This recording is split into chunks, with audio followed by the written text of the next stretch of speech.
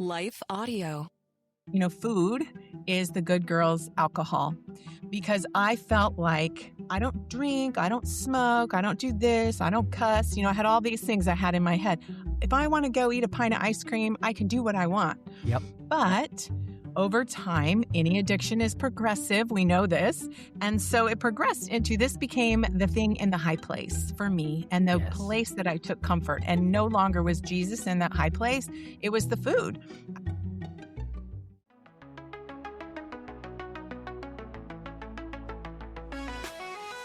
Hello, and welcome to the Confessions of a Christian Alcoholic podcast. I am your host, John Seidel. This is your home for real stories, radical vulnerability, and remarkable comebacks. In the end, this podcast is a place for the desperate, the downtrodden, the destitute, and especially the drunk. But it's also a place of hope and healing. I know that firsthand because I'm the Christian who became an alcoholic, not the other way around. Today, I've found sobriety after decades of struggling. But more importantly than finding sobriety, I found Jesus. My prayer is that as I interview people just like you and just like me, along with professionals in the fields of trauma, faith, and addiction recovery, you will find the peace that is available to you through Christ on the other side of whatever you're going through and whatever addiction that might be. Because, let's face it, we're all addicted to something. So, welcome. Let's get radically vulnerable as we explore what it looks like to be on this journey of messy sanctification. What if I told you that there's an addiction that kills, according to some statistics, upwards of 5 million people a year, and the church will not touch it? And in fact, a lot of our pastors are addicts when it comes to this substance. I'm going there today. Because today we are talking about food and food addiction. And this is going to be uncomfortable for some of you. This is going to be, it's uncomfortable for me because I think by the end of this interview, what I realized is I have some things in my heart that I need to confront. And in fact, you're going to hear, I'm going to admit some stuff to Kristy, our guest today on this episode, that was kind of embarrassing to admit. And I laugh about it a little bit, but it was embarrassing. Kristy McCammon is our guest today. She runs I guess you could almost call it a ministry, called Life Unbinged, where she is helping people get to the root of their eating. And she has an incredible story related to food addiction, especially as it relates to sugar and processed flour. And listen, we're not going to get weird about like, listen, you have to cut out everything that, reeks of red dye 40. And listen, some of you listening to this have cut out red dye 40, and that's okay. And I'm not making fun of you, but I'm just saying this is not a conversation that goes extreme. This is a conversation about the heart. And what I think Kristy is going to show us is that our heart issues go to, let me put it this way, our heart issues extend to our palates and to our mouths. Think about that for a second.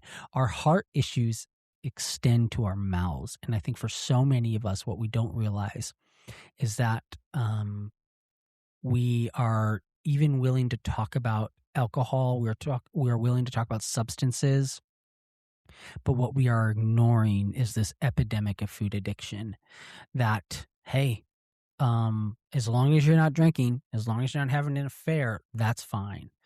And so, but all that to say, go into this conversation with an open mind, because I think Kristy approaches this very graciously.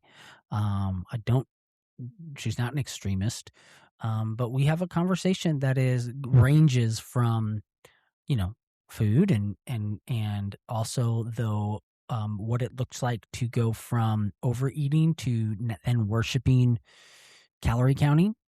We talk about we go here. We talk about GLP-1s. We talk about the shot. We talk about taking medication. When is that good? When is that necessary? When is that not? Right? When is it a vanity thing? And so we're going all the places. Like I said, I think this is such an important conversation. And be ready for some admissions by me that were very uncomfortable. But before we get there, if you would head on over to christianalcoholic.com at some point, and you can check out my book.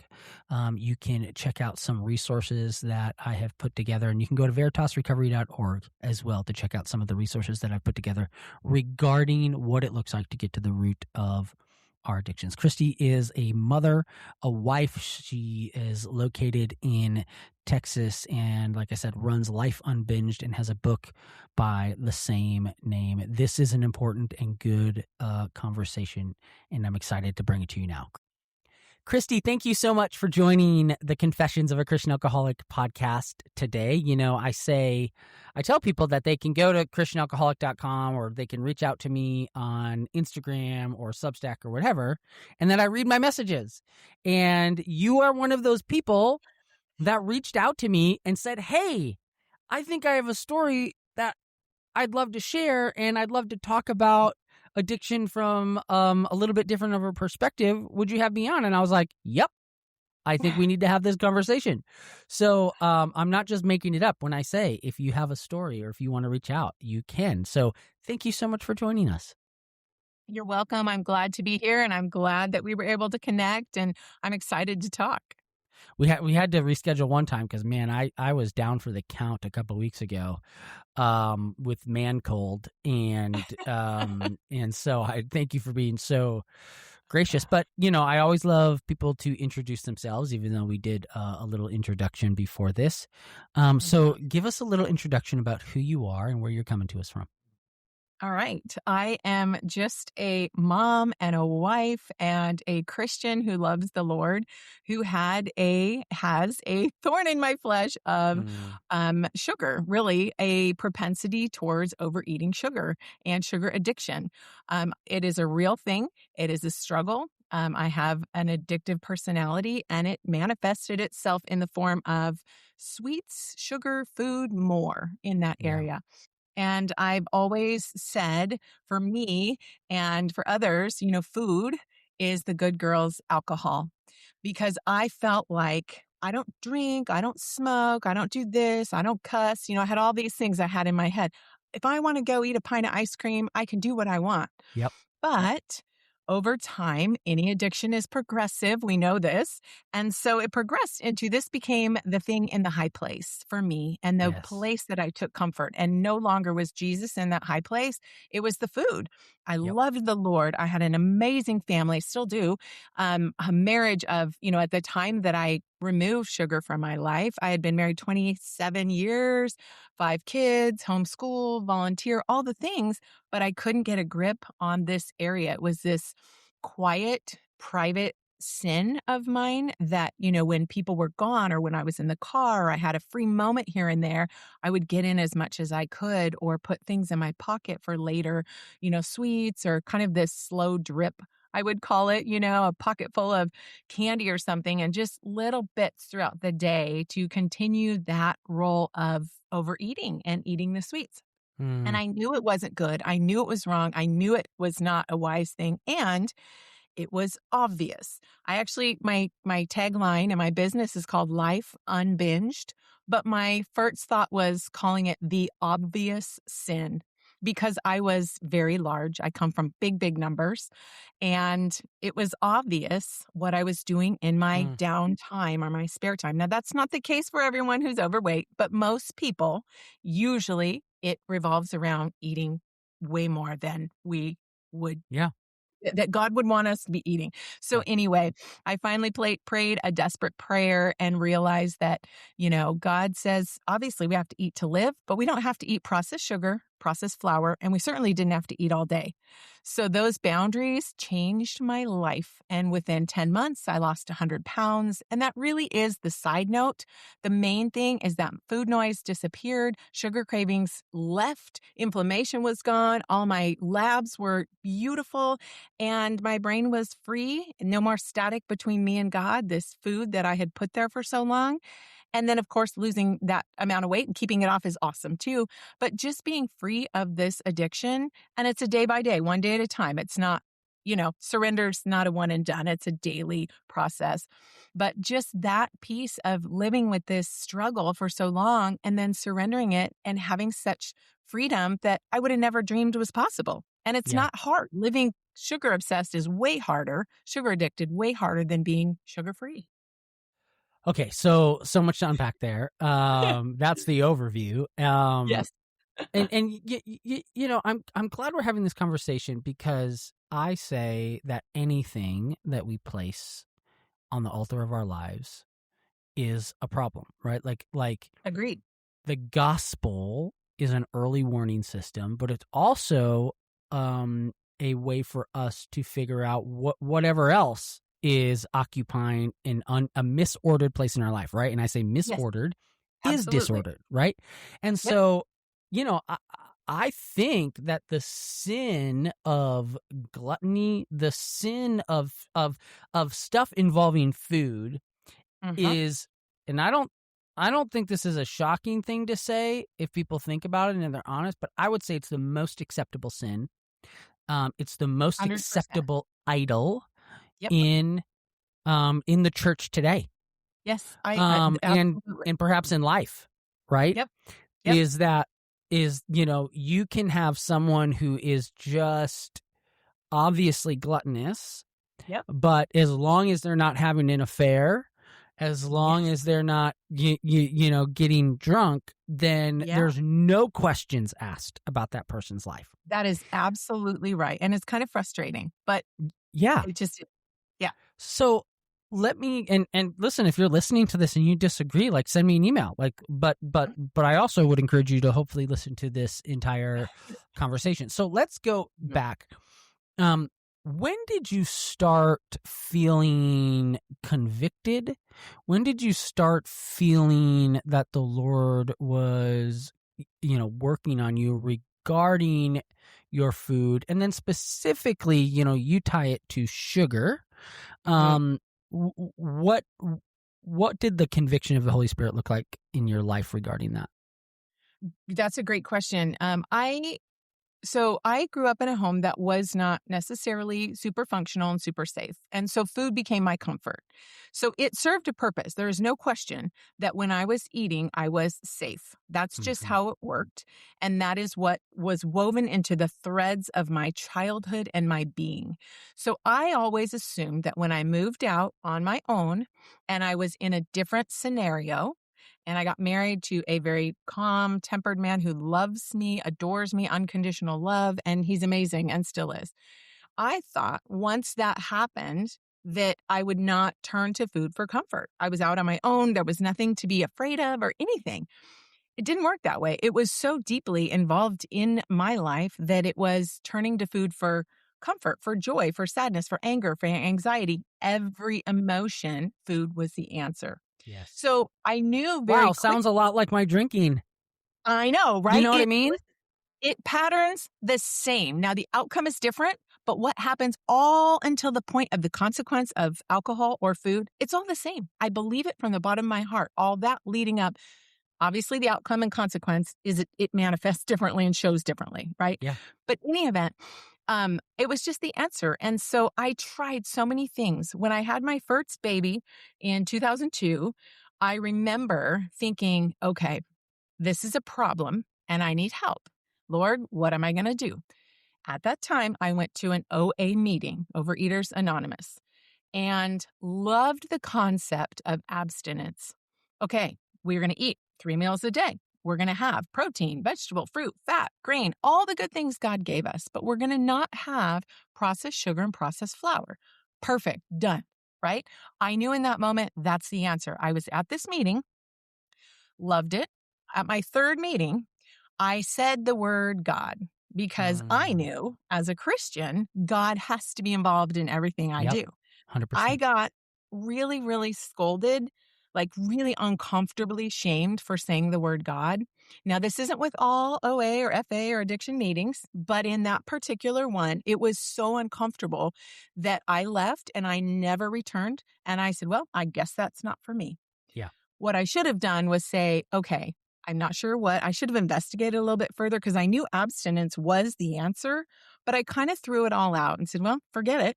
Let's keep going on and try and find something else. So, of course, I kept aiming at moving targets because the only stationary target I can hit is Jesus Christ. And so I went for all these moving targets of let's try this. And how about keto? And how about this? All the things. Okay. And so have my 5 kids, life is great. I'm loving my family, but I'm still stuck. I'm still hugely overweight, which I still kept doing all the things. I went swimming with my kids. I did all the things. I said, I'm not going to let my weight hinder me, but I was stuck in so many ways. And I didn't love being 100 pounds heavier than I am now. Okay, let's be real. So in 2017, I felt my most desperate. And I said, okay, Lord, I am getting bigger. I'm now entering, I'm 47 at the time. I'm here going to be 50. I'm going to get older and I'm going to have massive health effects from all of this. And I prayed a desperate prayer. And at that time, I came across food boundaries again, which, same thing, 3 meals a day, no sugar, no flour, measuring my food. And I realized, okay, that's my answer. That's the answer. That's the answer I had 20 some odd years ago. But I now know, and I'm so ready. And I quit it all cold turkey. And I said, okay, God, but I knew that he had to be first. So not only having these food boundaries, but putting him back in the high place. Okay, God, I'm going to, because at first I started putting the boundaries in the high place. I've got it. I'm done. Yay, look at me go. And then the Lord let me fall, which he beautifully does. And he caught me with such grace and said, you know what? You're right. Those boundaries are the answer, but you still have to have me in the high place because I want to carry you. I want to walk with you. I want to partner with you and I want to lead you. And at that point, that's when it all came together. I married those food boundaries with Jesus and his strength and one day at a time walking in that.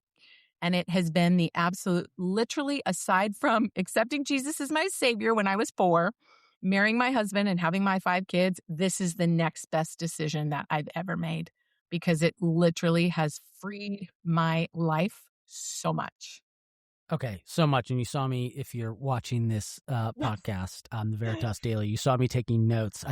I've gotten back to, by the way, just a little thing. I've gotten back to like writing stuff down on paper. Me too.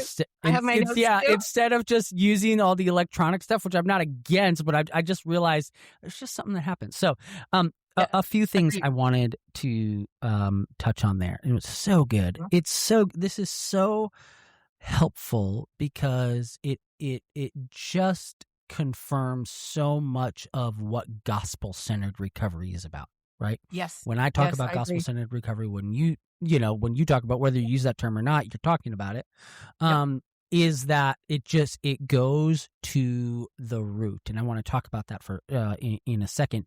But I just want to pause because you said something there about your OA group that I'm hearing increasingly. And now you experienced this 20 years ago, and I'm not categorically against an AA, an SA, an NA, and an OA, right. But what so many people are coming to me with, and this doesn't mean that there's not good groups out there, is, hey, you can talk about any higher power you want, but if it is the God of the Bible, if it is Jesus Christ, you are told, yes. Bring I don't get that it. down. Yeah. It's I don't understand. And nobody's been able to explain that to me because I've asked. And that's why I started Veritas Recovery. That's why I started my nonprofit, right? Is because so many people are told, hey, if your higher power is the light socket, that's fine. You have a place here, and we will, and you're welcome. But the moment that you turn to the God of the Bible, Jesus Christ, you are hushed and told to pipe down, right? And so so many Christians, they have so much shame that they're not going to their church, but then they go to secular recovery and they're like, well, I don't have a place there either. And then you just kind of turn inward, right? That's exactly it. And so it's just the fact that you, even 20 years ago, were experiencing that. And so if you're listening to this podcast and you're like, oh my gosh, yeah, I feel that too. Like, you have a place here, right? You have a place here. Yes. You have a place among Kristy, people who understand that. So I just wanted to call that out. Yeah. The other thing that I think is really important that I want to dive into is you started, in a sense, worshiping the boundaries, right? So you have this conviction. Yes. You talk about that. You have this conviction. You start that, but then you go this other way. Talk about like I think so many of us.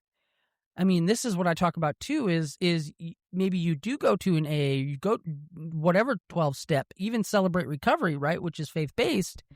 Yep. But you swap addictions, and then you start worshiping the program. You start worshiping the boundaries. So talk about that aspect and how easy it was to start going there, and then how you really stopped and got to the root of what was actually at the heart of it.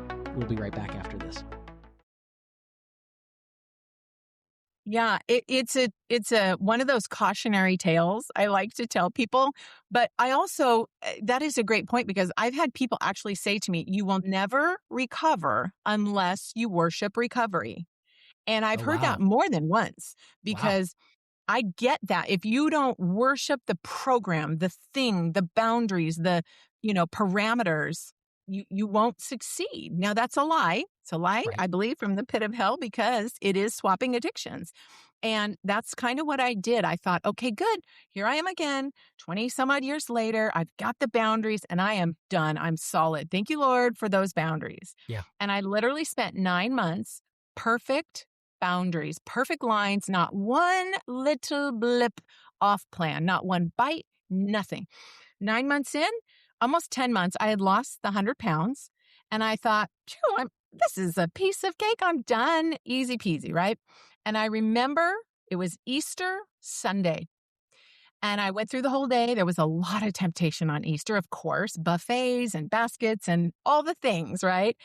And late at night, I got my kids to bed. My husband and I had some time. And then he went to bed. And I went in the kitchen to do something. And I saw the Easter baskets and some chocolate. And I thought, I'm fine. Surely I can have a piece of chocolate, now.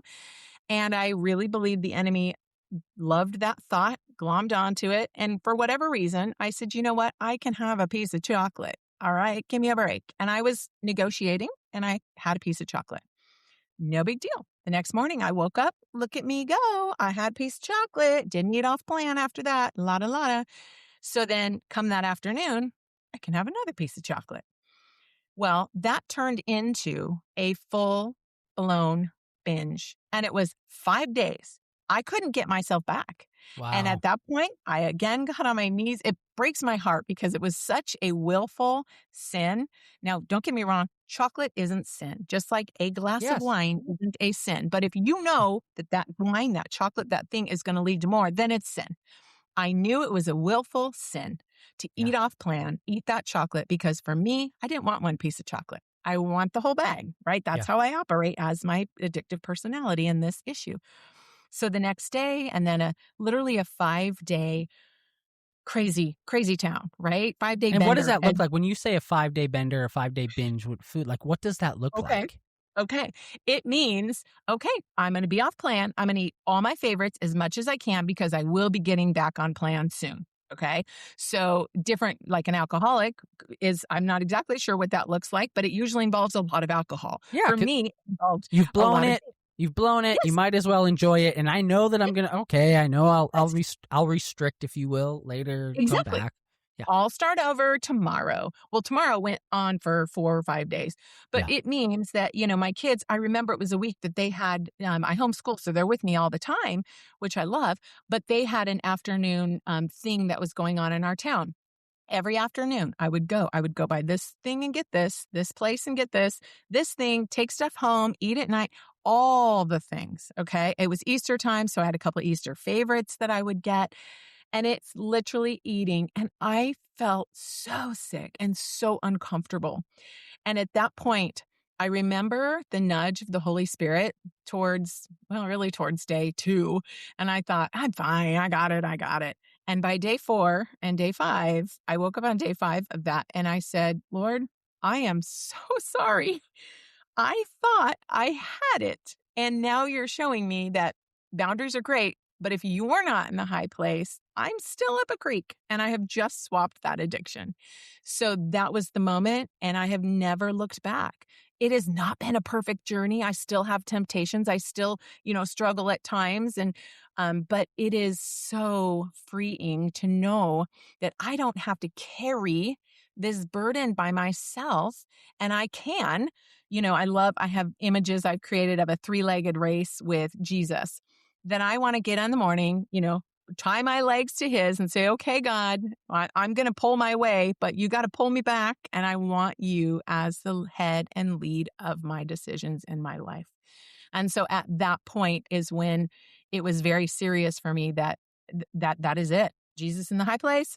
And boundaries very, very close because those matter and those will keep me safe, but I don't want to ever get those out of order again. Okay, so you have said a couple times this phrase, putting Jesus in the high place. Mm-hmm. What did that look like for you?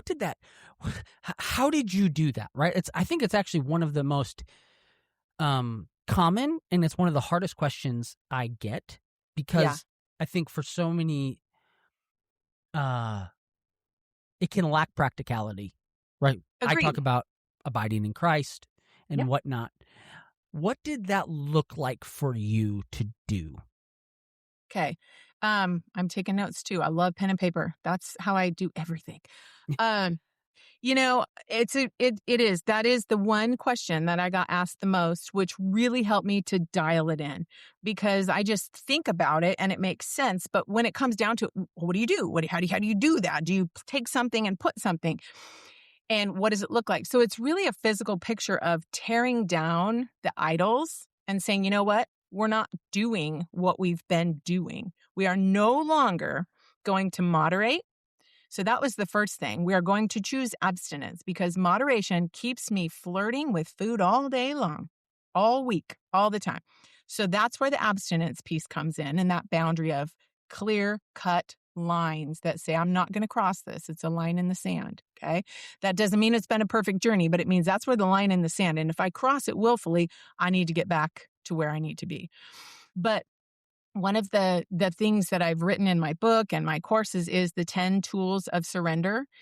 And I would love to say surrender's a one and done. I've surrendered. Yeah. Yay. Okay. Right. It is not. We have to surrender every day like we've never done it before.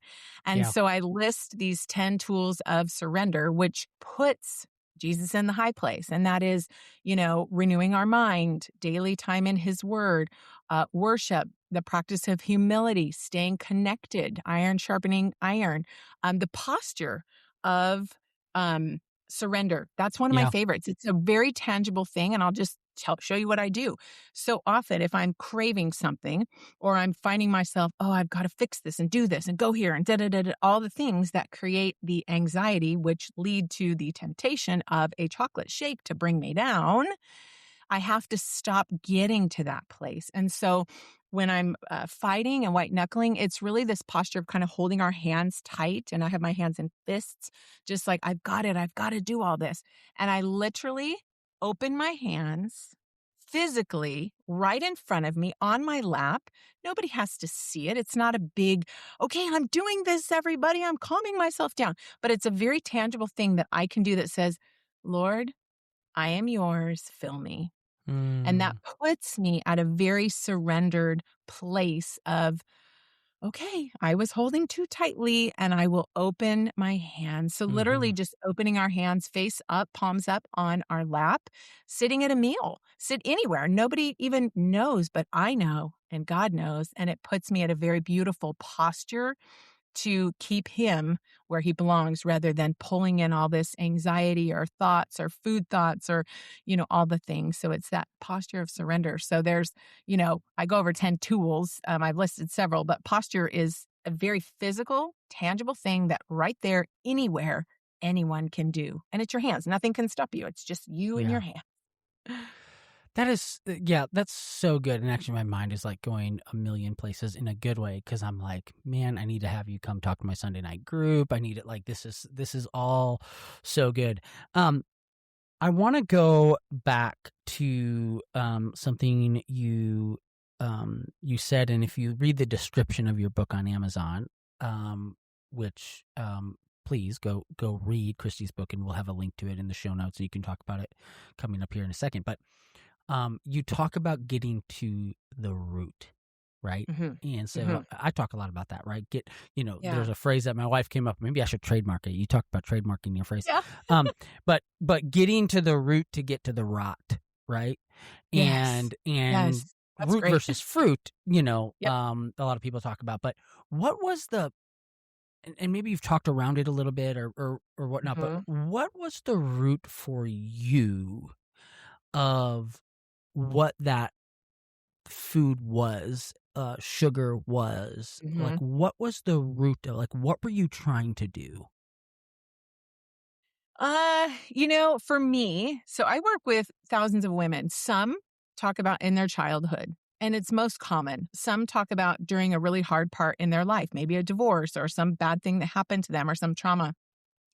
Either way, when it starts growing is when we realize that food helps calm us down.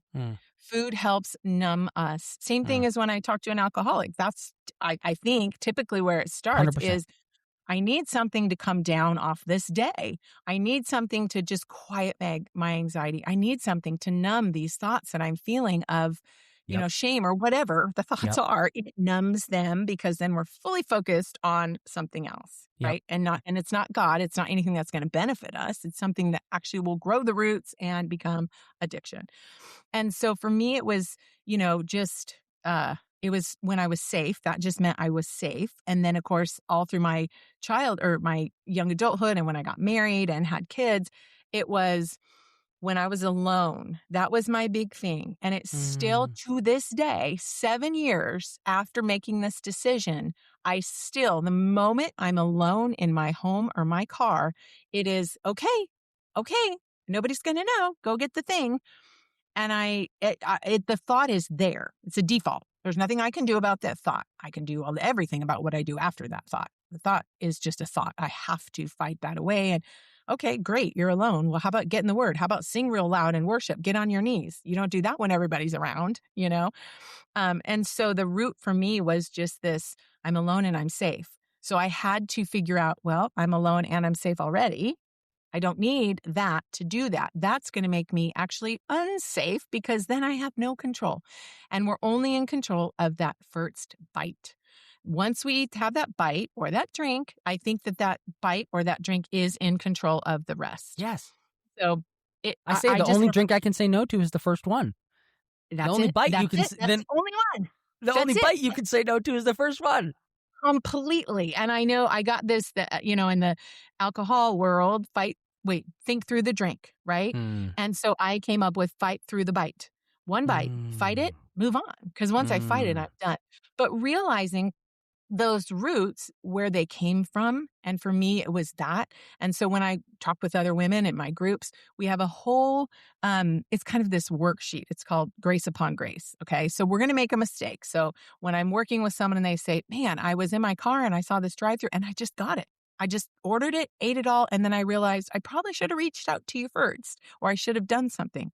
So then I walk them through, well, what were you thinking? What happened right before it? Where were you heading afterward? And we can literally pinpoint the feeling that was going on. It was either fear, often it's fear, or intrusive thoughts, or worry, anxiety. Or loneliness is a big one. I'm feeling lonely. I'm not getting this attention from anyone. And the fact of the matter is, food, sweets, alcohol, they love us. They love us and give us great attention. No arguing, no nothing, no judgment. Just come, right? And so walking through, where is this root? And it usually stems from one of those things, trying to numb, anxious, fear, that kind of stuff. And once we can see that, like actually walk through and see, wow, this happened.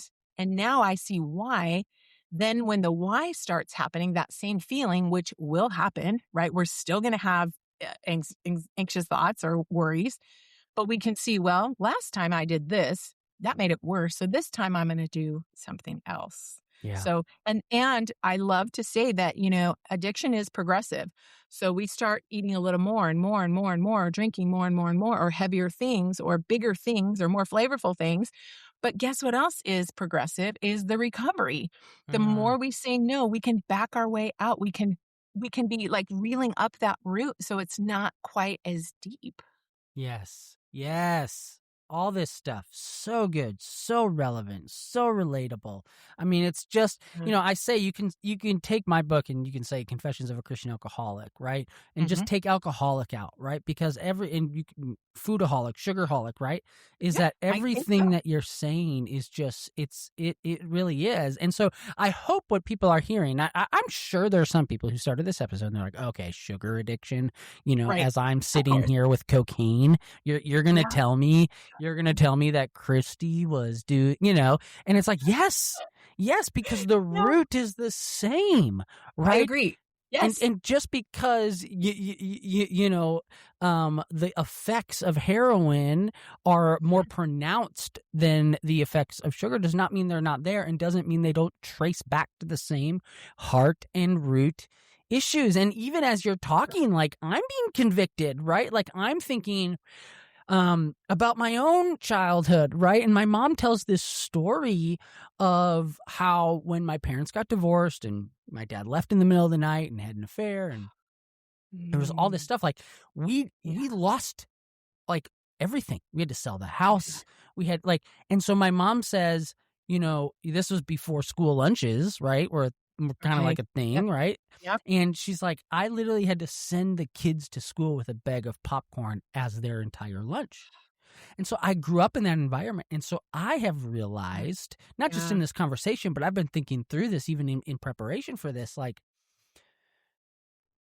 when I have a tendency to overeat and to find comfort in food because it was something that was so scarce growing up. Sure. Yeah. Right. Yeah. And all my friends had the Gushers and the cool, school lunches, and I have popcorn, right? Yeah. And so food, like, I'll even admit this. I've never talked about this publicly, but my wife is always like I love going to the grocery store. And sometimes I will find myself just going to the grocery store when I'm stressed or whatnot. And I won't necessarily buy $300 worth of groceries or, a tub of ice cream. Yeah. But what I have realized is I go to the grocery store because it's comfort.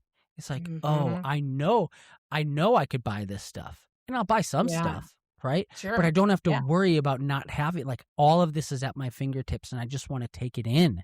Yeah.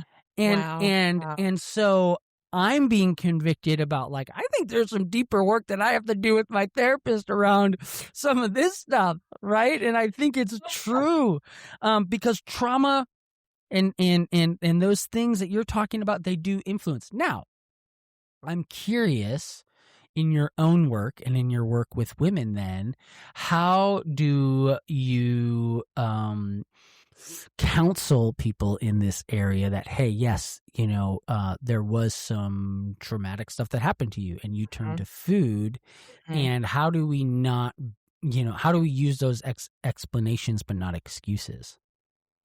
Yeah. Yes, that is a really tricky part because I am not a therapist. However, a lot of people want me to act as that. And so when I'm coaching somebody, what I do first is I pray, okay, Lord, how can I help this person? And what do you want me to say? And I keep everything scriptural based, right? And just like you said, gospel-centered recovery. I'm not going to start talking from a different space that I'm not comfortable with. I can see what God says, and I can see what happened. And I think one of the first things is showing the huge level of compassion to say, I am so sorry that trauma happened to you and that you were abused in that way. That was wrong. And that you were a child or an adult, whatever. I am sorry. And that automatically lowers it just brings some validation, some truth, some comfort for someone to realize, okay, somebody is with me here. And so I say, I'm right with you. Yeah, I'm probably not going to be able to walk through the specifics of how to work through that exact thing, because you're always going to feel afraid when X, Y, and Z happens. And that probably won't ever go away in your life. But I can guarantee you that when you have those thoughts, guess who's right there? And if you have accepted Jesus in your heart and you have the Holy Spirit, you are comforted. And so I walk through what the Bible says, regardless of the trauma, regardless of what has happened. And that's, for me, the same thing. A lot of the trauma I went through, I didn't really understand. No one ever talked to me about it. But later I knew Jesus was right there with me. Yeah. And I remember accepting him when I was 4 or 5 years old, sitting in my Sunday school class, seeing a picture on the wall of radiant Jesus, right? Some artist's rendition. I now know that the Holy Spirit was convicting my heart, even at that early age. And I told my teacher, I have some really bad stuff that happens at home, and I need to take him home with me. And ever since then, it was more of, he didn't make them do this. The trauma is totally unrelated to Jesus saying, let's let this bad things happen to Kristy or whoever you are. No. We live in a horrible fallen world, and bad things are going to happen. And we can have hope. We can have strength. We can have his full comfort through those things. But just apologizing for them having to have gone through that, and then speaking truth over their life, that even in that, this is where you're at now. This is where he was now. This is where you can go. And we have to stop at some point looking backwards. Yes, we need to, and counseling is great. I think going to a Christian therapist is awesome. Yeah. And anything someone needs to work through, great. But at some point, we need to keep our eyes fixed on what is ahead, and that is so far greater than what's behind us. But we do need to know why we are the way we are, what caused us to struggle in a certain area of our life, and how we're going to pull ourselves out of it, how we're going to let the Lord pull us out of it. Yeah. Okay, so someone's listening to this and they're saying, man, Kristy, I've been so convicted. I think I'm treating food just like John treated alcohol. And maybe they even have gotten over, quote unquote, over or through their alcohol addiction.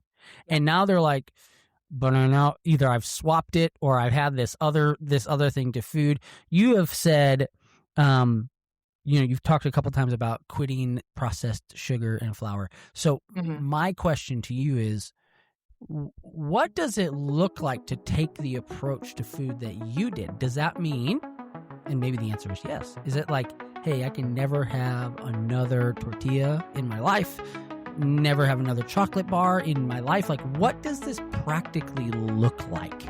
We'll be right back after this. So here's the question I would ask of you is, can you go to the ice cream shop, have one scoop of ice cream, and then that's it. You don't want any more. You don't ever think about it again until maybe another week went by. Then that's not a problem for you. If you have a tortilla and, you have one little taco or, two and whatever, a normal size serving or traditional size serving, and you're done and then you're out of the kitchen and you don't think about it till the next meal, then that's probably not a problem for you. But if you have chocolate or sweets or the white sugar or the bread, and when you're done, you're thinking, I want more. When can I have it? When can I get it? How can I hide it? All those food thoughts and food noise, that's where the abstinence comes in. And so for anyone that has that propensity towards food addiction, and I actually have a food addiction quiz because it kind of will rate where your numbers are, which can be interesting because if someone says, I don't actually have that, well, then they just need a different structured plan. But for most people who have that propensity towards more and keep eating, then it is the boundaries are 3 meals a day or planned meals. Some people like 2. Planning your meals and knowing that's my meal time, not eating in between. Those are my meals. Measuring our meals, because a lot of times when we try to hold back, we're not eating enough, and we need enough, right? We need a good amount of protein. We swing the pendulum. That's exactly right. We restrict. I'm just going to have this little bit. Well, then your brain's going to be needing more. You're physically going to be needing it. So, and then, like you said, you end up worshiping the restriction, or you end up worshiping the calorie numbers or the that's right. number on the scale. Yes. Yes. So 3 abundantly delicious meals a day measured, and then avoiding processed sugar and processed flour. So what that looks like is 3 delicious meals a day, full meals, or 2, whatever one decides, or I have a 4-meal a day plan because I work with a lot of women who've had bariatric surgery and can't eat quite as full amounts. In any event, and laying that meal out, eating it, real food, actually one ingredient food, no ingredient food, things that don't have a label. You just, actually beans or chicken and steak and fish and, all the things, all the fruits, all the vegetables, everything. Okay. Real, whole, regular food. And then, because we don't need processed sugar and flour to live. So that's where the abstinence piece comes in, abstaining from those things because it's the processed sugar and the processed flour. Flour acts just like sugar in our brain, enters our system. There is nothing to digest. So our body interprets it as a spike in glucose. And then all of a sudden, our brain says more. And then we're off the rails. So the abstinence piece from those things, sugar cravings go away. Within 3 days, they're physically gone, completely gone. Now, emotional cravings, you got to work through. Okay. And that's where I come in is let's work through how to get over the emotional part of wanting something, right? When we have high emotions. And then inflammation goes away. Our feet don't hurt. Our knees don't hurt. Bodies feel good and weight drops. And it's just the nature of it when you were eating real, whole, healthy, regular food 3 times a day, abundantly delicious. And there's no bad parts of that. It's all a good part. But people tend to be afraid of it thinking, okay, well, my daughter's getting married and I need to have a piece of birthday cake at her wedding. Then we have to beg ourselves the question or ask ourselves, well, why? Why? Well, I don't know. It's just what you do. Okay, well, is what you did working for you? No? Then let's just not worry about that cake that's coming up in 3 months. Let's just focus on today and we will worry about that cake closer to the time. Because when you start going one day at a time, you don't have to worry quite as much about the future. I mean, this is just so good and practical, right? I mean, it's like it's the same conversations we have with people who struggle with drinking and alcohol and getting drunk, right? It's like we get afraid. I can't celebrate anything without alcohol because you That's haven't. Right. You Exactly. haven't known how to celebrate anything or to go out with friends or to watch a sports game or to do anything without alcohol, right? And so I think the practical aspect for you is the practical aspect for me. Yes, I agree. Can you just treat me like I'm dumb? Okay. Don't ask my wife. Try. When you say processed sugar or flour, define that for us. Okay, anything. So even if you were to take sugar cane or a wheat stalk, those would be fine because our body knows what to do with it. It's not been shaved, processed down to this little white powder. Okay. And let's talk about the fact that that little white powder looks like a lot of other little white powders. Okay. It is completely a drug. When you take sugar from the cane all the way down to that processed white powder, the flour from the wheat.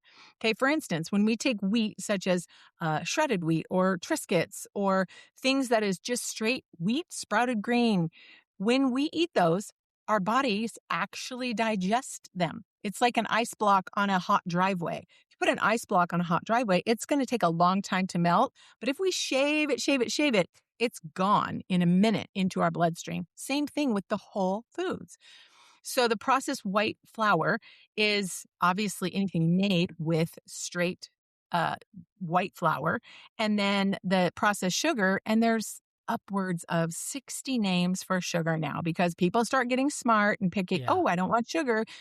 It's not just I don't want sugar because I love sugar in fruit, in carrots, in vegetables, in natural food. God created natural sweetened food because he gave us taste buds.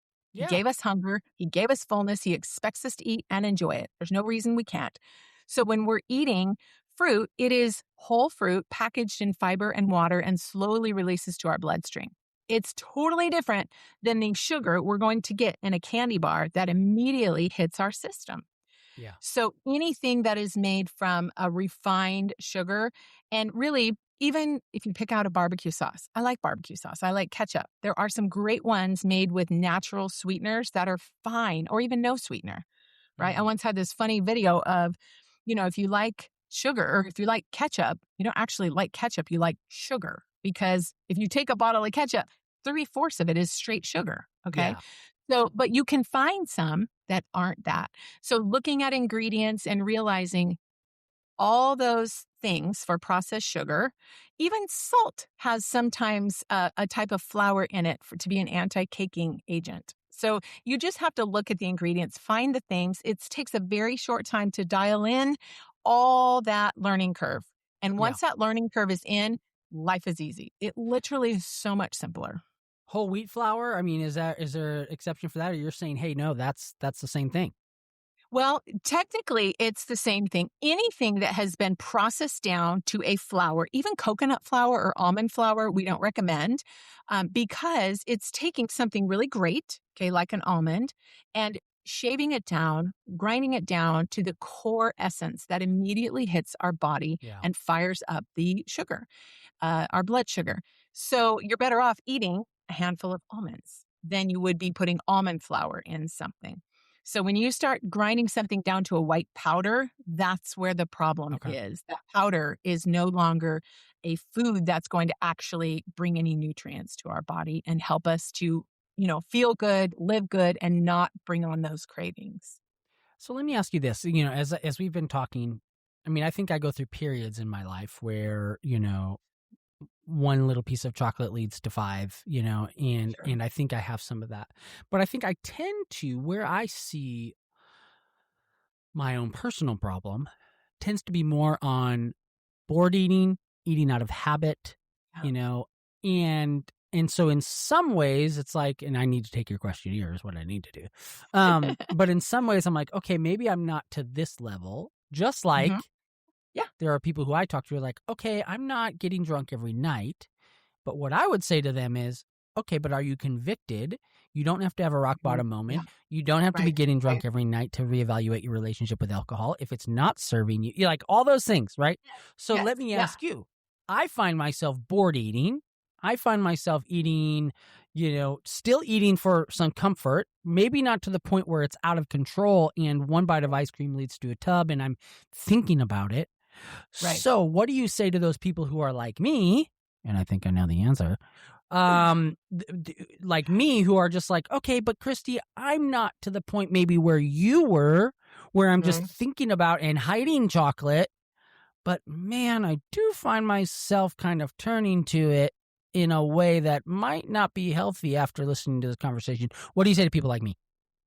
Yeah, the question is, are you convicted by that? Does Yeah. that feel, like in the afternoon, if we're we're grabbing a bag of chips because we're bored, does that give us energy for the afternoon? Does it actually benefit our body? Does it numb our brain? Because we don't want to do something that's going to numb our brain. Is it fine in the afternoon to go out with a friend and have, chips and salsa and a soda? Yes, there's nothing wrong with that. But if it's just because we're bored and we think, okay, you know what? I'm just going to run out and get this and sit and watch a movie and eat it. That in itself is not a horrible thing. But if it's happening on a regular basis, then yes, we need to start evaluating what else could I do in that time that could actually be better. And even if you're going to watch a movie, we don't have to tie that with the food. I started doing hand knitting this year with, thick yarn because I thought, so I don't want to be thinking I should be eating right now. That Yeah. let me tie Yeah. these watching a movie with this particular thing or drawing or, stuff like that. I just don't. And that's one thing I don't do with I want to avoid with my kids is we watch movies or, we go to movies. And I said early on, I said, I do not want them to have this unhealthy attachment to food like I did. Mm. Now, they don't have the trauma quite experience, that I did. But either way, you can tie everything to food. And so when we would go to the movies, we didn't get popcorn. And people thought I was so weird. What do you mean you don't get your kids popcorn? Now, if we were in a group and, everyone was getting popcorn, sometimes, but it wasn't like we have to have this to go Automatic. here. So I would just take one board instance and break it and see how you feel, because then you'll know, oh, I didn't have to have food. It's kind of like proving yourself, talking to yourself and being aware because Yeah. just the idea of being aware that you're bored eating is huge. Most people don't even recognize it. They just think, oh, Yeah. it's 3 o'clock. I'm just going to grab something. Well, what if we just cut out that snack and did a little 10-minute walk around the block, or called a parent or called a friend, or, something to just break that, it's like pattern interrupt, if you will. Yep. And it can change that and make us aware. So you said something there that I literally wrote down as was going to be my next question, which is, how do we ensure and create these healthy habits and this healthy attachment to food with our kids? Because I think, that is, as I look forward, and it's like, okay, I know I got some stuff to work on after having this conversation. And I was immediately thinking, oh my gosh, some of these things that, because I've said there, I mean, like I'm going to be really transparent. Last night, I'm sitting there watching TV in bed. My wife and I, that's kind of like that's what we like. Like, we don't really watch TV in the living room or the meeting room. We watch it in bed. And, my daughter came in. We thought she was asleep. She came in. She's 10, and she comes in and she's talking to us. And I go, and she's actually learning how to cook. And that's one thing we love to do together. Yeah. Well, so I said, hey, baby, can you go make me a bag of popcorn? And she's like, yeah. And so she did, and she made me a bag of popcorn. And I'm sitting there and I'm eating this whole bag of popcorn in bed, and I'm like, did I really need that bag of popcorn an hour before I went to sleep? I don't think so, but it was kind of like a bored thing, but now sure. What have I taught her, right? What's the example I've shown her about that, right? So all that to say, I'll go back to the question is, how do we instill and model and make sure that we're doing healthy habits for our kids in these areas? Right. Well, I want to say you also taught her that her parents love each other and they're hanging out in bed, watching a movie, and that's beautiful, because we got to remember those things, that is what she will take from that. Not just we have to have popcorn in bed, but so, I think that's important that we're remembering. You're welcome. Those are key things that to bless our kids with. And, I would love to tell you that I have that completely figured out. I don't. What I have done, because I learned that just like at one point, we hand their relationship to the Lord off to them. We control it maybe up until they're about, 10 or 11 or whatever that kind of age is. And at some point, they have to grab onto that and decide, I love the Lord. I want to go to church. I feel the Holy Spirit. Right. And I don't know exactly where that age is, but it's just depending on their maturity and stuff. It's kind of the same thing. Like, our whole life, we're having a relationship with food, and it should be beautiful. Okay. When I look back to, I think, how it probably was, when you're working a farm as a family, like, I have this idyllic view. It's probably wrong, but, you get up and mom's cooking and you have a meal together, and then you don't think about it. And then you're tired, and then you eat together again, and it's all real whole food. Now, that would be awesome, but we live in a world where everywhere they go, there's no off time for eating. And so I have to say no a lot. Every time, I remember when my first daughter was a toddler, and I had like 8 stops to make, and we went to the bank. We were in the bank, and they hand her a sucker, okay? Then I went to the dry cleaners, and in there they had a mint. Then we went to the grocery store, and someone said, oh, here's a cookie for your daughter. And I thought, what in the world? How am I going to combat this? And I realized I had to say no a lot. And I realized I had to talk a lot about, what? Let's go home and make a cookie, all right? And with whole ingredients. And so my kids, to be honest with you, they're annoyed that I talk about real food all the time. Yeah. Look, we've made this with real food. Make some brownies. Yes, go for it. Look, we can find this recipe where it's real. Now, I don't even eat brownies that have cocoa and, sugar, things like that. But I'm not telling them, oh, no, you're eating exactly like I do. But I know that some of them may have a propensity like I do. And they're going to have to own that at some point. I'm going to teach them all the things. I'm going to teach them, hey, we don't need to eat all day. And gosh, if you look at, research, 3 hours before bed is an ideal time to stop eating. Sorry for the popcorn situation. But in reality, that just is good for our bodies, because we're fully digested and we lay down and we're going to sleep better. And so I teach them all the biology type, the science parts of it, but I know I talk about it too much, and I know that they're going to have to own it and struggle with it on their own, because we are in a world where, I'll be honest, we even go to church and there's donuts at church. And Oh, yeah. it irks me because we walk in and I'm not going to have them. I'm not even tempted by them, but my kids, I've told them, no, we're not having that. But sometimes they're there, they're in their youth group, there's donuts, they're eating a donut, 2 donuts, first thing in the morning. Why are we doing this? But anyway, so I love to say I have a perfect answer, but I do have a couple little tricks that I say. We don't call sweets a treat. I was at a football game. My son played football and we were there. And I told my girls at halftime, we can go get a treat. And then I was referring to sugar, okay, a candy bar. They could each pick out one thing. And then I said, wait a minute. We're not going to go get a treat at halftime. You guys can get a candy bar at halftime. That's not the treat. The treat is right here. Your mom, your dad, your sisters watching your brother. We're safe. We're healthy. We're happy. We got here in a car. We get to go home to a warm bed. This is the treat. But yes, you can have a candy bar at halftime. And so I stopped calling it treats. The treat is far greater than a candy bar. Love that. And it's funny you talk about donuts. Like this morning, dropped my kids off at school, and it's book fair week as we're recording this. And so I walk in, we do the book fair, and they have donuts for them, right? And but here's the irony is, I knew I was recording this podcast today, and so I really wanted to have one of the pink, icing donuts, and I'm like, no, sure, I'm gonna be good. But I let my son have one. And I'm like, wait a second. It's hard. We don't want to mess them up. Okay, that's the bottom line. I think about it every day. I go to bed every night. I'm a mom, you're a dad, and we want to do right by our kids. But there's no clear-cut answer. I'm 50. If I decide, I'm not having any of those donuts ever again in my life, that's a decision I make. But to tell them you're never having that, then they're going to have a little bit of, then they might want to hide it. So, I do the best I can, and I pray, Lord, let them lean on you for all the things. Having a donut in church in and of itself is not wrong. In fact, my husband loves donuts. This is one of his favorite things. He can have a donut and he has no desire to have more. None, ever. Yeah. Okay. That is not a problem of his. He has other issues. That's not one of them. For me, if I were to have a donut, it would spike a fireworks show in my brain. And even if I fought it, it would be there and it would last. And I would likely dip in for more. And then the roll would continue.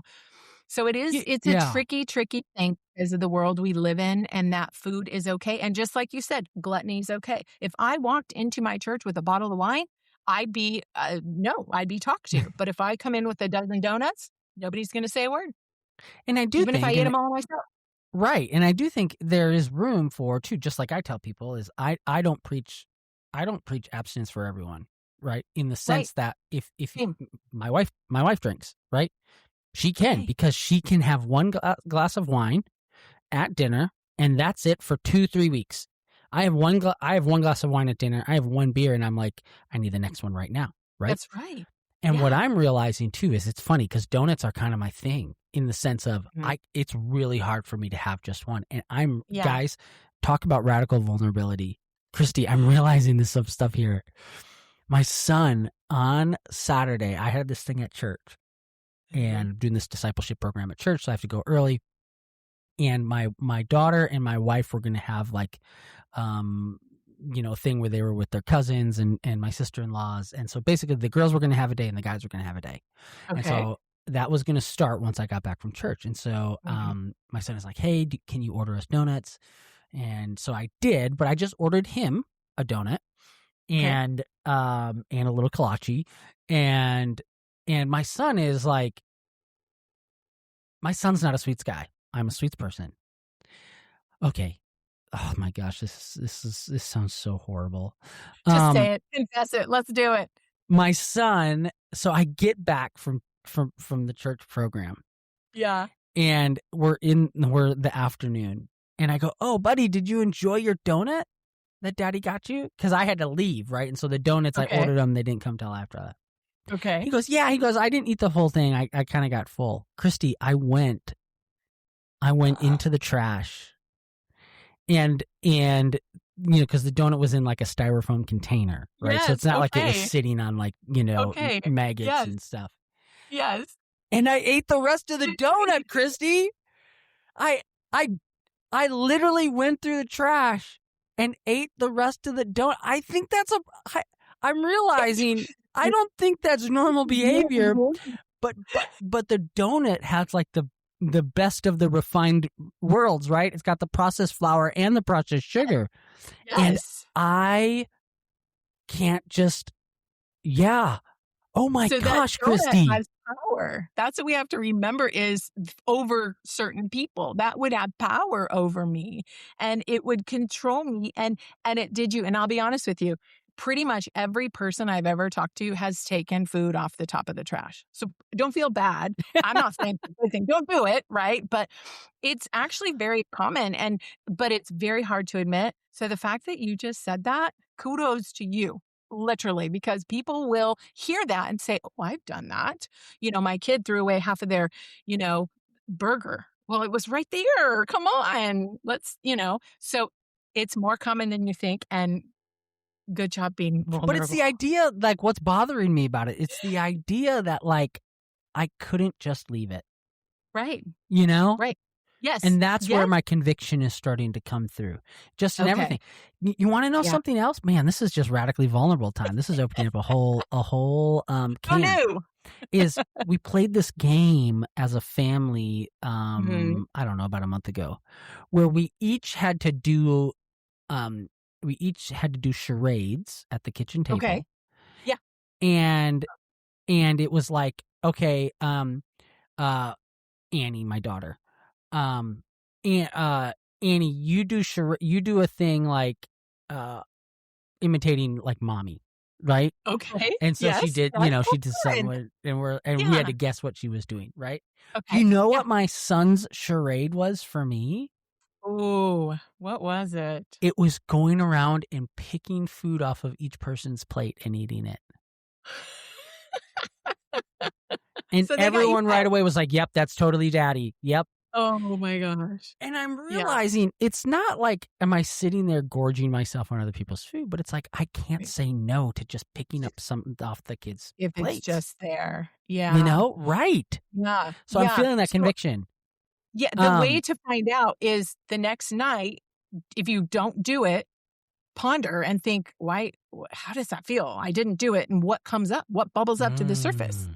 Because that's how we know is when we cut it or remove it temporarily, right? There's nothing wrong with you eating a donut if you have a donut and don't want it. It's not healthy. It's not a great food, right? That's going to benefit us, but there's no harmful sin in it of itself. So avoid that. Or, often if I have a temptation, someone at one point left a sundae on my counter because we had a party and there was one left over. I'd made these ice cream sundaes and everyone went outside to play and I was all alone in the kitchen and this thing started calling my name and said, let's have a one night stand, baby. Let's go. You're all alone.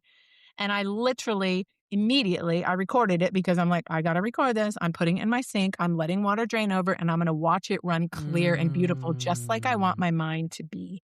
So if that donut does that again, put ketchup on it, put a little ketchup, put it down the sink, do something, to just, and then you will start feeling the feels and think, oh, that's why I did that. That's how you know. Get curious, right? That's what we talk about in addiction. We gotta get curious. Yes. So it's funny because saying no to that strawberry icing donut today was a lot harder. It was a lot harder than I wanted it to be. Yeah. And so you're like, I need to get curious about that. Maybe I'm stepping into a landmine here. But we now live in an age where you don't, if you don't like your weight, or maybe if you don't like your relationship with donuts, where it's, you no longer have to worry about the self-control. You can take a medicine that makes it so that you're not hungry, right? And makes it so that you're not full. And so I'm curious your thoughts, because listen, we also have this in the alcohol world, right? You can take a pill that literally makes you temporarily, as long as you're taking the pill, Yeah. You can't drink, right? You get violently sick and whatnot. And so I have a friend, her name is Sherry. She's been on this podcast. And what was fascinating to me is that Sherry was on this pill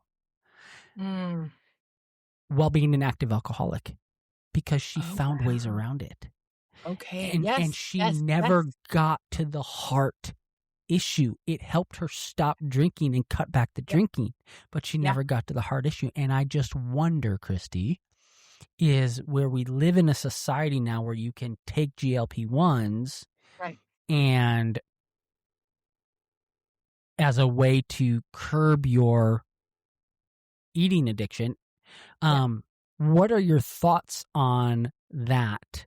What are your thoughts on those medicines? What are your thoughts on if you have a problem with overeating? I mean, is there room, I'm not categorically against these medications that help someone stop drinking. It's like if you literally can't stop drinking, you're drinking yourself to death. I want you to use every tool in the tool belt. I want you to be here. You know what I'm saying? So I'm just curious what your thoughts are on the era we're living in now with these types of medications. We'll be right back after this. I am very concerned for so many reasons. I actually just wrote a blog called "Should Christians Take Use Weight Loss Shots, or Take GLP-1s?" And it stems from a place of non-judgment. I don't want someone to think I'm going to be judgmental if they decide to do that, because we all get to choose. Now, I am going to say, before you do that, would you please talk to God? Would you please sit and pray? Would you please ponder this? Would you please go to Scripture? Do something. Don't just aim at this target, because that's the target today. It won't be the target in 6 months. Well, probably for a couple of years. I don't know. It seems like it's going to be around for a while. But let's really think before we just jump to that, because we now fortunately have so many people who've done those, who've tried to come off of them, immediately gain the weight back, totally malnourished, such malnourishment that goes on, stomach paralysis because they can't eat. I had a friend, an acquaintance, actually, I didn't know her super well, went on GLP-1s, and it altered her personality so extreme that she ended up doing self-harm to herself in a real bad way, in a permanent way.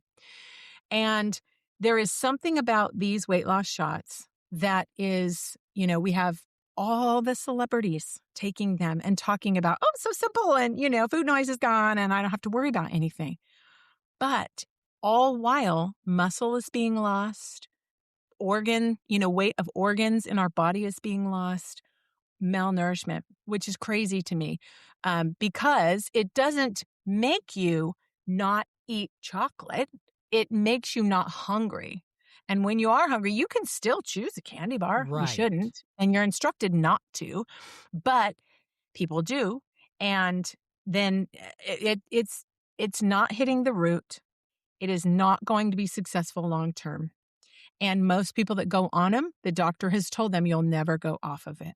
And I'm going to give you a little side note. I was actually, because of my follower count, status, whatever people think, I was approached by a GLP-1 company to white label, meaning I could sell them as Life Unbinged and add them as an offering. And you will not believe the amount of money I was offered per month to do this, $50,000 per month to create a white label, however they do that, for Life Unbinged, based upon, I have several platforms and several, quite a large follower count.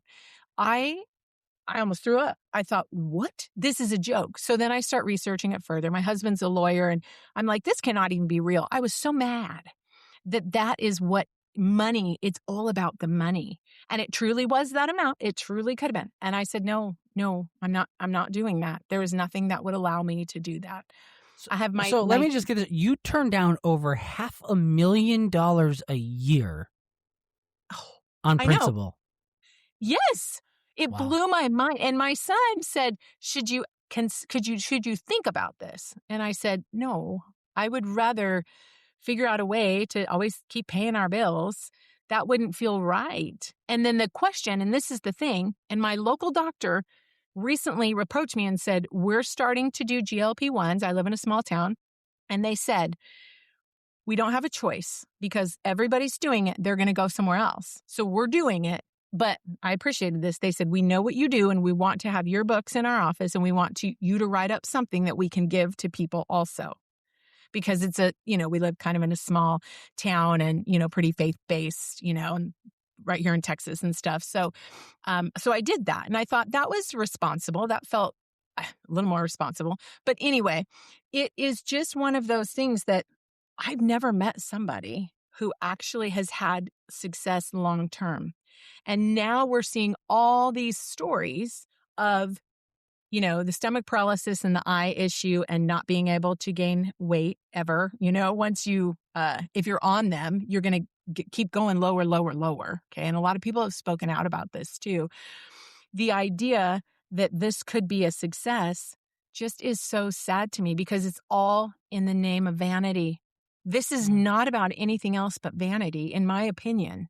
Yes, people say, well, I want the food noise to stop. I agree. And there's ways to do that because when we stop the sugar and the more and the constant eating, that does stop. But it takes a little bit of work. It takes some deep work, some heart work, the hard work. But if you want to do it and you want to solve it, you can. And those shots they're not doing it. It's doing it. It's doing what it's supposed to. But when we look at 5 years, I think it's going to be real bad. I just see it heading in that direction. Is there any room, and I'm just asking this honestly, for someone in the short term who is morbidly obese and, the TLC shows my 800-pound life or whatever, yes. Where they're literally at risk. I mean, is there any room for it? In some instances, I'm just curious. Yeah, I will say this. I believe absolutely there is room for it. Okay. And there has been room for it. That's been happening. It's already been happening where it's medically necessary. Yeah. So the issue is, and when that happens, if a doctor that does that should also have a nutritionist, should work with them, should talk about movement, should teach them all the things so they can start learning that, teaching the mental health part of it. Okay, you're going to want this. Why are you wanting it? Let's get to the root of that. And I do believe that has already been happening. And now it's just, we're not even going to see you. You're going to dial in on your internet, and we're going to get the prescription to you. You can even get a pill now. Let's not have a shot. Let's get a pill. And then we don't ever walk beside you. We do nothing. We just are giving you this. You're going to not want to eat and you're going to need to eat because your body requires energy and food, but you're going to need to figure that out. And we're not going to work with you. Just do this. You're going to lose the weight. And then what?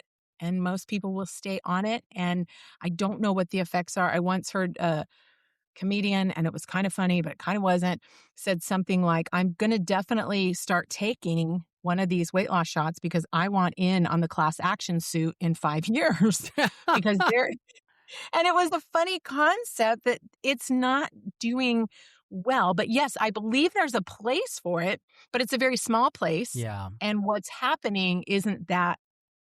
That's not what's happening. What's happening is I'm tired of dealing with this.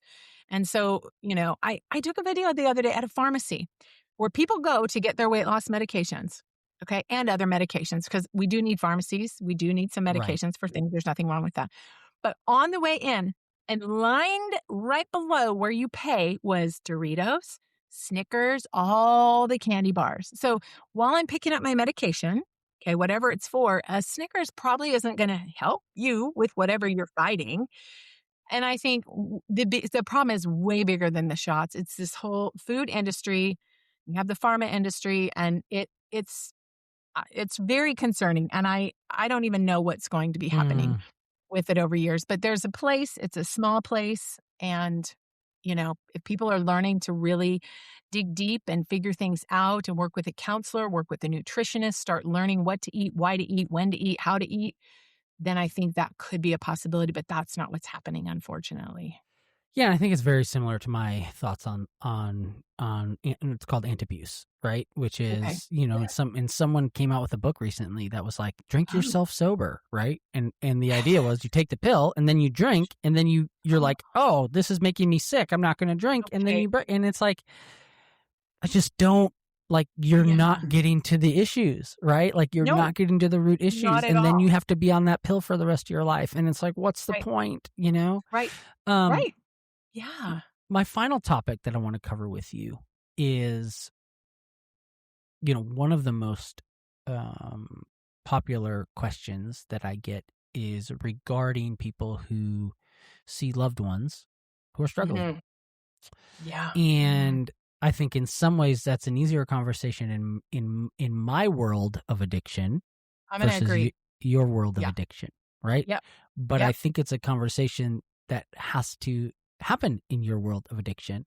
And so my question is how do loved ones approach people who were looking at them? And I'm not saying I have someone in my life. I'm just using the general we. So if you're listening to this and you're a friend or loved one, and you're like, don't be thinking I'm thinking about you here, okay? Right. But how do you approach someone who you say, man, it really looks like they have an unhealthy relationship with food, whether that's eating too much or eating too little, even. Right. But man, food or whatever has occupied a place in your life that is unhealthy. Yep. How do you have that conversation? Yeah.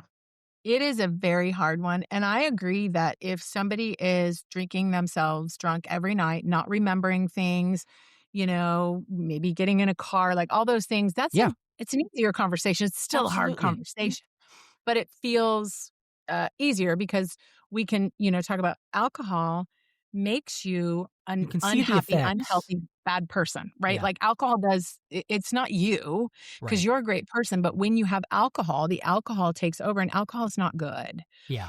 So it's different because then you can kind of blame it on the alcohol. Now, when you're talking to someone who is very, very large, very unhealthy, you see them eating garbage all the time, these coffee drinks, that's a whole nother pet peeve of mine. Because so much sugar in those. Coffee drinks, yes, some of them have 70 grams of sugar, upwards of more. And some of them are massive. And I'm thinking, do you know what that's doing to your organs, right? To your body, your reproductive organs, your liver, every part of you, your heart, your brain. Do you know? So what I always would start with, and you're always going to be met with defensiveness. I don't think there's a way around it, especially when it comes to it, because the only outward sign is weight. Okay. Or brain fog. And so I liked you can find something you can pin it on other than weight, because the weight is just a side note of what's going on in our body. All right. So often, and I've had this conversation with someone very dear to me, and it's very hard. But honey, or, friend, whatever, I'm really concerned about your health, and, your brain, your cognitive function is so much better when you're not having these sugary drinks. And so if you can tie it and start with that, I notice when you're not having that stuff, you're just more organized, and, your house is cleaner, and you're just calmer, and you're sweeter. So ideally, it can tie to that. And then, but the bottom line is, if somebody is upwards over 300 some odd pounds, their body is not healthy. It's just not. I'm not talking about a grown man. I'm talking about, 5'5", a woman, that if you have gotten yourself to that place, the internal things that are going on. So I just always start with, I'm so concerned about your health, and I really want you to be eating, healthy things that actually support your brain and your heart, because you want to live a long time, and you not just living a long time, right? But you want to, because we can't control how we live, but live quality, right? I want you to live free and not be worried about all that stuff, and just be able to think more clear. And then your body just, our bodies want to follow suit. When we start eating well, or quitting drinking, or quitting sugar, our bodies just respond because they love it. It just automatically feels good. And this particular person, I know that's the case. I know it's just hard, and I understand. And if there's anything I can do to help you, I want to help you. But here's the problem now. That same person now has people in her life that are taking GLP-1s, and even came to me and said, well, look at all these people. They just take a shot and they've lost all this weight. I'm like, oh, So I don't now it's like, okay, yes, but now watch and see what's going to happen over the next couple of years, Mhm. you know? So yeah, it's very sensitive. It's very delicate. It's very hard. And I would never do it without praying first. Lord, Absolutely. your words, they need to hear your words because this is about their health. This is about their quality of life. And if someone is carrying an extra 100 pounds, they're not having the greatest quality of life. I'm sorry if they say, oh, body positivity. I'm sorry. Nobody wants to carry an extra 100 pounds around on their body. They don't. And yes, it's not about the body image, it's about what's happening inside, and Mm. that's weight is just a result. Yeah, and I think you alluded to this just very from the beginning that like our body types, we do come in all shapes and sizes, right? And Yeah. so, Yep. I think the Yep. BMI indicator is one of the worst things in the world, right? Because like Agreed. according to the BMI, I'm supposed to be like 150 pounds. But what I have found is for my Yeah. height, I'm 5'6". My healthy weight is like 185. I'm at like 191 right now. So I'm like, okay, I need to, but and I think you even said this is like you're not, for you, it wasn't about getting to some rail thin, Right. place. Your body type is what it is, right? And Right. so for me, I'm, whether you want to call it big boned, whether when you, you want to go whatever, Yeah. it's like my healthy stasis is about 185, and if I'm there, then other things are just functioning better and in Yes. alignment and whatnot. And I think that's what you're getting at, right? Yes, absolutely. That's the thing. It's funny because I've talked to a lot of people who really try and get, how much do you weigh, Kristy? What is your weight? I won't ever share it. The reason is because if somebody thinks, oh, well, she's X amount of weight, well, then that's bigger than I am, or that's less, or that's too low, or that's too high. I'm Yeah. not going to get into that because what matters is I teach people, let's surrender that number on the scale. Let's see what Yeah. God wants it to be. Let's see where you fall. Let's see your happy Yeah. weight. My actually happy ideal weight is far greater than any doctor's chart is going to ever say. Right. I'm happy there and it feels good and it fits right. I'm, 5'9". I do think I'm big boned. Whether that's real or not, I do believe that I just have a bigger statue. Yeah. So my Right. weight's going to be higher than somebody who has petite, small, Same. tiny legs. Same. And we can't get into that. You know what I mean? It's like everybody needs to figure out a goal range. Pick a range, right? A 5-pound range, because especially as a woman, I'm sure as a woman, I'm sure men have this too, but women have so many different things with hormones and cycles and time of month that there is a 5-pound range that's ideal for a man too, because if we're eating soy sauce or things like that, we hold water. Mm. So have a range, fall within that, but ask the Lord, what's a good range for me? Rather than I need to be at my high school weight. That's where I'm going to be. I'm going to take this shot or I'm going to not eat until I get to that weight. Well, is that weight going to serve you? Probably not. Mhm. Let's pick a weight that actually works for right where you're at in life right now, after Yeah. having babies, after having, whatever it might be, whether a woman or a man. Oh, Kristy, this was so good. Oh, good. I could talk to you all day. I love the parallel of, Yes. and real quick, when you start off saying there are some people who are going to say, oh, sugar addiction, really, please. I have that and I'm able to explain to people. And just like if you're listening and you deal with alcohol or any of the hard drugs, Right. all the way up until the point that I take that sugar or someone takes that drink or takes that, drug, that's when the differences shift. That's when we part ways. Is mine was obesity, food obsession, continuing to eat, food coma, someone else's drunkenness and all the Right. things that come along with that. But up until that, we are on the same path. Yep. And then the consequences are different, but it's the same thing. The roots are the same. Yeah. Absolutely. You've mentioned courses, you've mentioned your book. Where if this conversation is resonating with people, which it's resonated with me, and I know it is resonating with people, where can they go to get more? And maybe they want you to help coach them. Where can they go? So my tagline, my business name, my name, handle, whatever, is Life Unbinged. So it's LifeUnbinged. So all the socials is Life Unbinged, at Life Unbinged, and lifeunbinged.com is my website. And there's the quizzes and a free guide and all the things that I do to work with people and tips, truth, recipes. I have a podcast where I share just small bites of encouragement, 5 to 7 minutes a week, releases on Tuesdays. That's also on my website. And then I have a book because I thought, you know what, I'm going to get this all down and in book form, because I think some people want one-to-one coaching. Some people just want to buy a book. Doesn't matter. I want everybody to be able to have something. So I have free resources all the way up to holding someone's hand, walking them through this process. And my book is also called Life Unbinged, Faith-Filled Freedom from Food Obsession and Sugar Addiction. And that has action steps and everything as well. And that's on Amazon. So Life Unbinged, that's where you find me. Well, Kristy, thank you. Thank you so much for this. I tell people offline before we get started, is like, hey, if this goes 30 minutes, if this goes an hour, like whatever the Lord wants to do. And we went an hour and a half, and that's what the Lord wanted. And so I love that because it's an important conversation. It's an important, when I say we're all addicted to something, right? Talk about trademarking. Maybe I need to trademark that. We're all addicted to something. I think that something for a lot of people, more than they realize, is food. And you're finding comfort through your mouth and your taste buds. And the Lord is like, hey, what if you turn to me instead? You know?